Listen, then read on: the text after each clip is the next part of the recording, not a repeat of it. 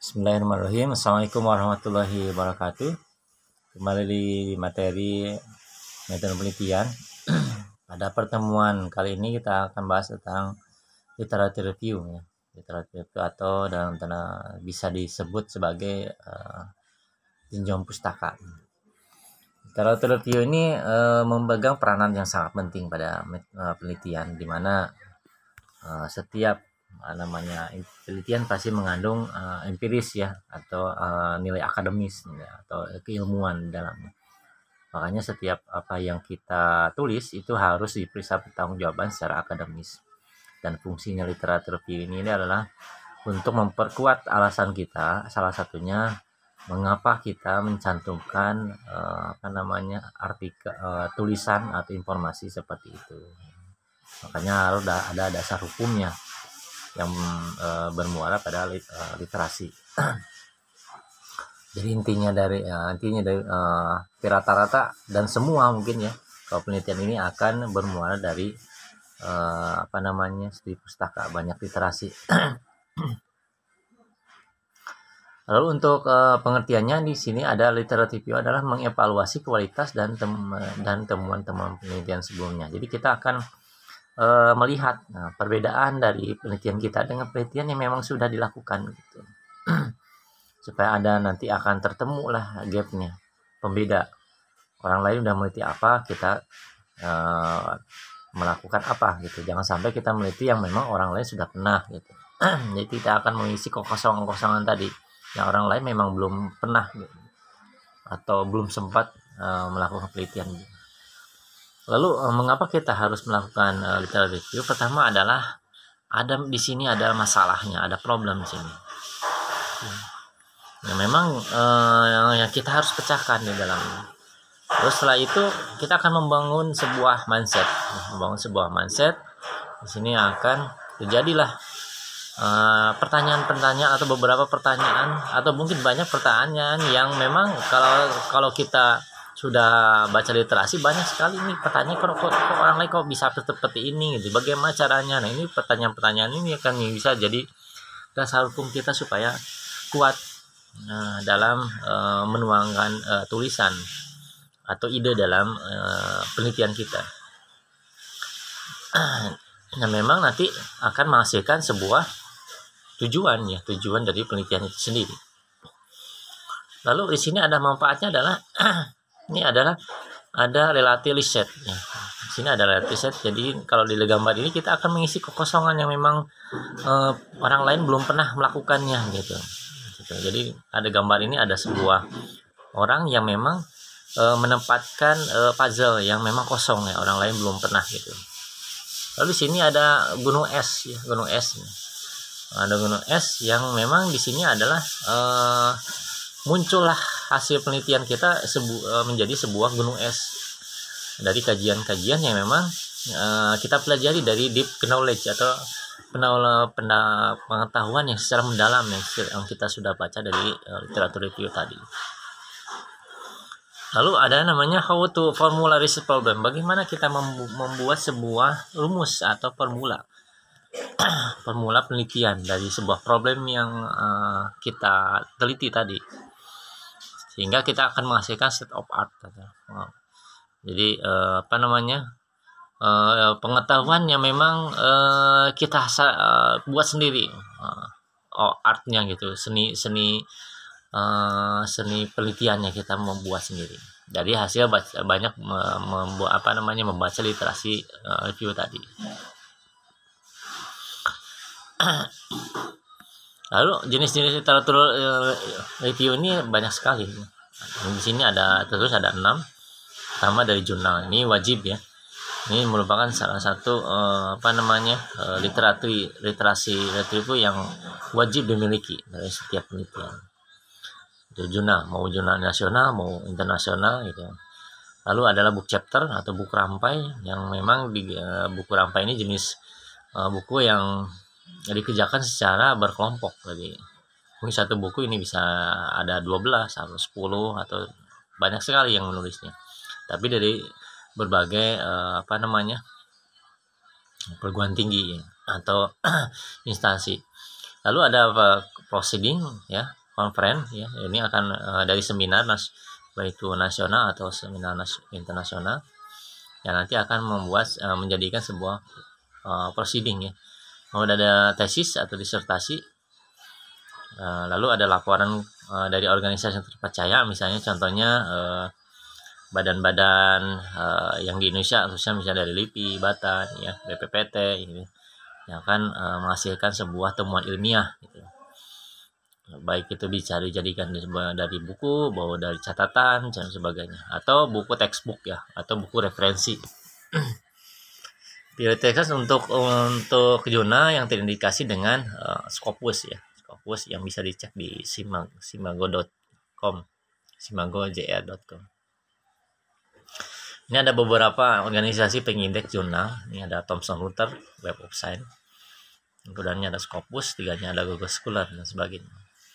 Selain itu ada beberapa banyak sekali sih pengindeks jurnal. Selain itu yang internasional ada EBSCO, ada DBLP, ProQuest dan sebagainya.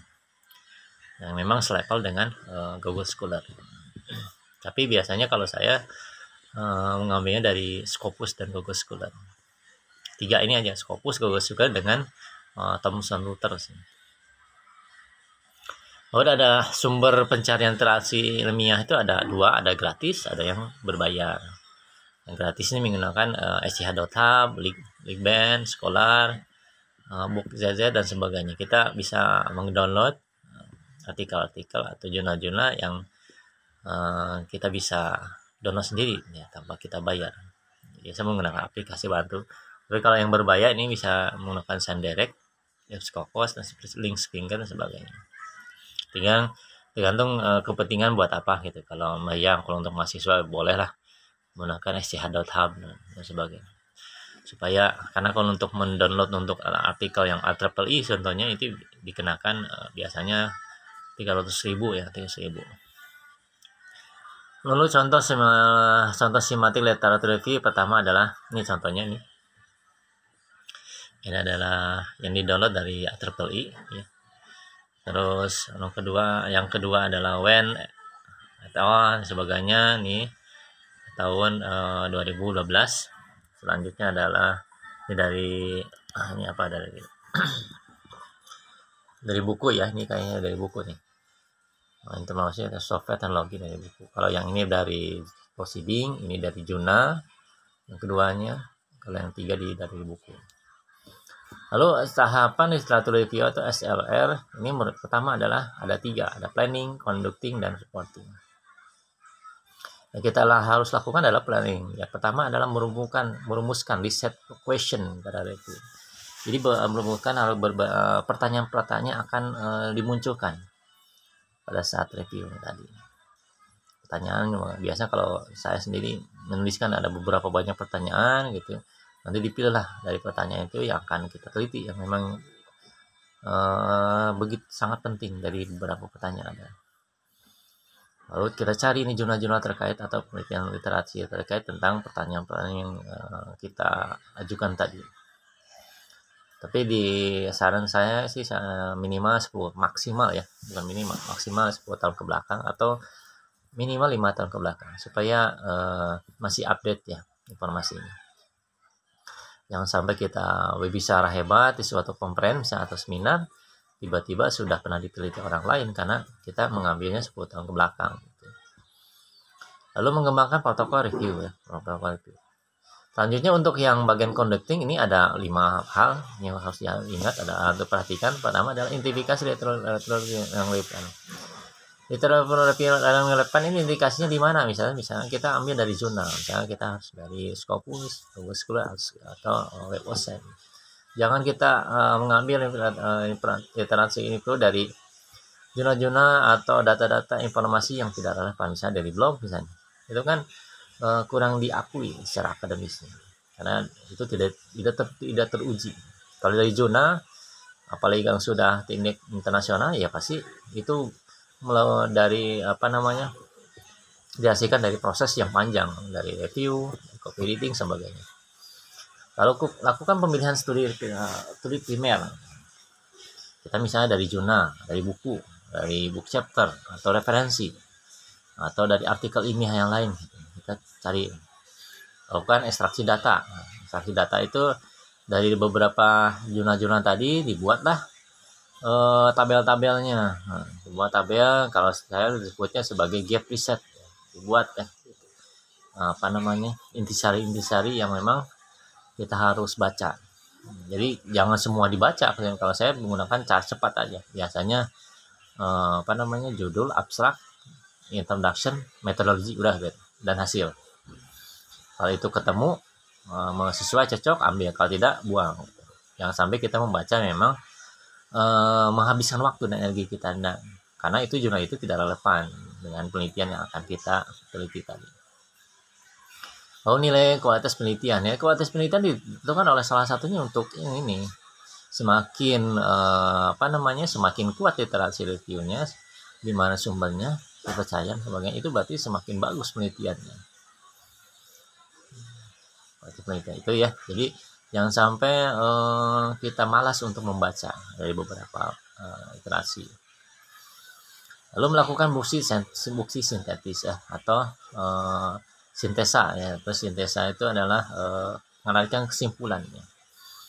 Kesimpulan dari beberapa literasi yang ada. Oh, ternyata dari objek yang kita teliti itu sudah diteliti oleh misalnya dari orang Cina. Nah, orang Cina misalnya menggunakan metode A. Kita apa hasil metode A? Ternyata ada kekurangan di metode A. Nah, kita teliti lagi kenapa kekurangannya. Mungkin kita bisa isi kekosongan tadi. Misalnya ada dari orang Spanyol, misalnya orang meneliti tentang A, tentang B, kita teliti lagi gitu dengan metode C dan sebagainya. Kekurangannya apa? Gitu. Nanti akan berubah sebuah benang merah yang memang kita bisa mengisi ke beberapa kekosongan yang ada di situ. Dan itu akan memperkuat penelitian kita. Selanjutnya ini ada reporting atau akhir. Kita menuliskan dalam sebuah report atau paper ya.